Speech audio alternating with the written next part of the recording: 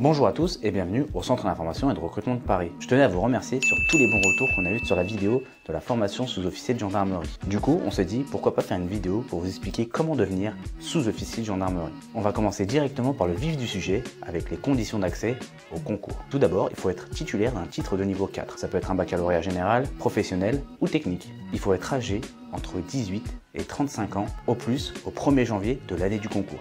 Il faut avoir fait soit stage APD pour les plus anciens, soit stage IDC, être apte physiquement et être de nationalité française. Si vous couchez toutes ces cases, direction le site officiel de la gendarmerie recrute. Ce qu'il faut savoir, c'est que le concours sous-officier est ouvert jusqu'au 13 juin pour cette année. Maintenant que vous êtes inscrit, on patiente jusqu'au 28 septembre, date des épreuves d'admissibilité. Enfin, quand je dis on patiente, c'est plus on bosse jusqu'au 28 septembre. En 2021, il y a eu plus de 15 000 participants. Pour vous aider, on a fait plein de vidéos qui préparent au concours sous-officier. Allez jeter un coup d'œil. Pour le concours SOG, il se découpe en deux phases, les admissibilités et les épreuves d'admission. Pour les épreuves d'admissibilité, vous aurez une épreuve de dissertation sur un sujet d'ordre général.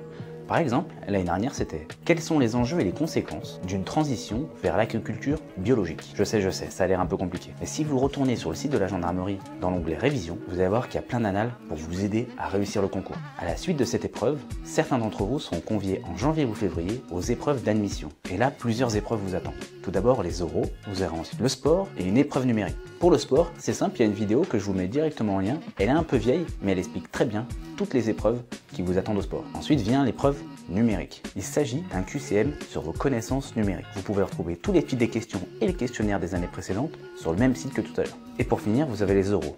Et là, deux épreuves vous attendent. Le premier, c'est un entretien avec un jury composé de sous-officiers et d'officiers de la gendarmerie qui vont vous tester sur un sujet d'ordre général que vous allez tirer au sort.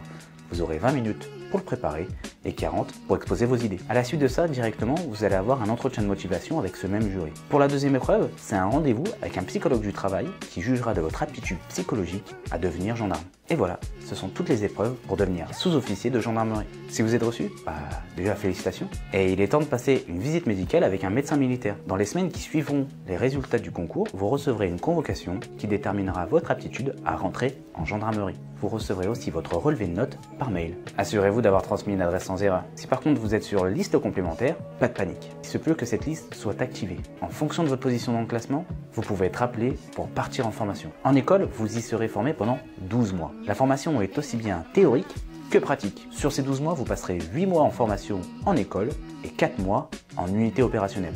Comme d'hab, vous n'irez pas forcément à l'école la plus proche de chez vous.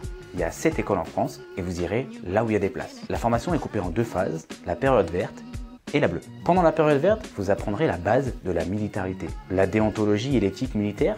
Vous allez y faire beaucoup de sport. Il y aura le parcours du combattant. Vous allez apprendre à manipuler des armes, à tirer avec, mais vous allez aussi apprendre à maîtriser un adversaire sans armes.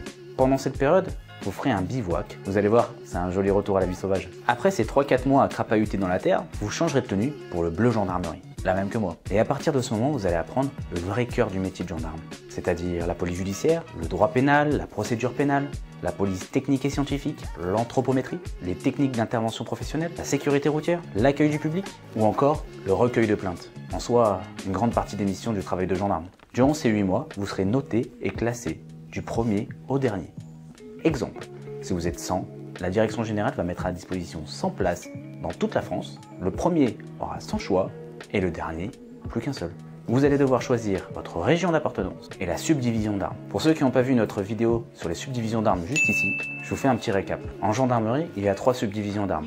La gendarmerie départementale, la gendarmerie mobile et la garde républicaine. Je vous laisserai aller la voir pour voir toutes les unités qui la composent. Après avoir choisi votre région, vous ferez un desiderata des zones géographiques que vous aimeriez avoir. Bon, maintenant vous êtes arrivé en unité, mais votre apprentissage n'est pas fini. Pendant encore 4 mois, vous serez élève gendarme. Mais vous serez affecté en unité opérationnelle. Mais là, vous allez apprendre avec le concret du terrain, qui va vous permettre d'apprendre à vous adapter en fonction de la situation. Bon après, vous aurez aussi quelques cours en ligne, pour parfaire un peu votre théorie. Maintenant, on va parler un peu des spécialités, parce qu'il y a des personnes qui rentrent en gendarmerie pour faire maître de chien, aller au GIGN, être pilote d'hélicoptère. Mais en général, vous devez attendre 4 ans pour accéder à l'une de ces spécialités. Au bout de ces 4 ans, vous pourrez vous spécialiser dans le développement numérique, maître de chien, enquêteur subaquatique, et j'en passe. Cependant, si vous montrez des compétences particulières pendant votre formation et que vos résultats le permettent, vous pourrez directement être affecté en unité spécialisée, en unité de montagne, en tant que motard dans une unité aérienne ou même à la cavalerie. Bon bah voilà, maintenant, Vous savez tout, nous essayons de mettre tout en œuvre pour la réussite de vos concours et tests de sélection.